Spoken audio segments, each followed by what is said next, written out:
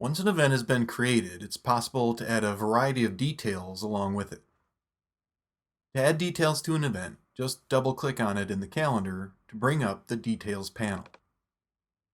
Let's start with a location. If I enter the name Jeff here, the first result is the address of Jeff Alexander, who I have saved as a contact. Below that are search suggestions that come up when the term Jeff is entered. Let's switch this now to Ann Morrison. Now the first result is Ann Morrison Park, which is the correct address for this event.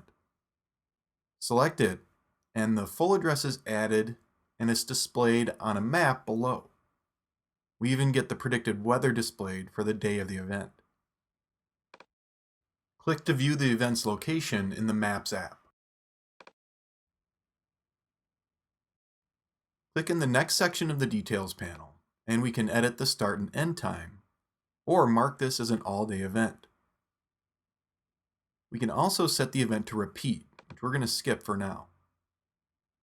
In the Travel Time menu, the app has already calculated how long it's going to take to get to the event location by driving, transit, or by walking. If a location is not entered above, you won't see these estimates. I'm going to be driving. In the next menu, we can set an alert. This has already been set to time to leave, which has taken into account the travel time above. We can also choose to be alerted before the travel time in order to get out the door when needed. Choose Custom here, and we can select exactly when to be alerted and how. We can even choose to receive an email alert for the event here.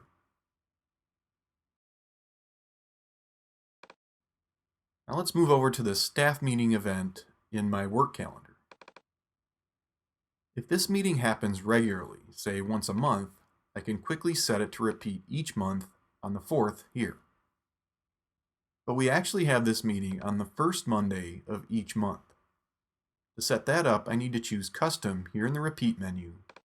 Then click the On The button and set this to the first Monday of each month.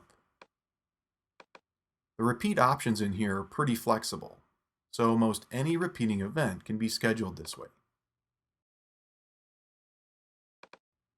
Now the next staff meeting is going to occur on Monday, February 1st.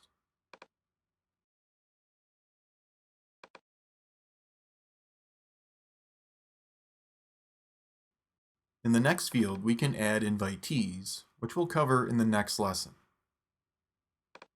At the bottom, we have a field for notes, which is just a standard text field that I can type into or paste a chunk of text into. Due to this being a repeating event, when I add that note, Calendar asks if it should be applied to only this staff meeting event or all of its upcoming occurrences. I'll add it to only this event. We can also add a URL or web address that will appear as a clickable link here in the Details panel. And finally, we can attach files to an event.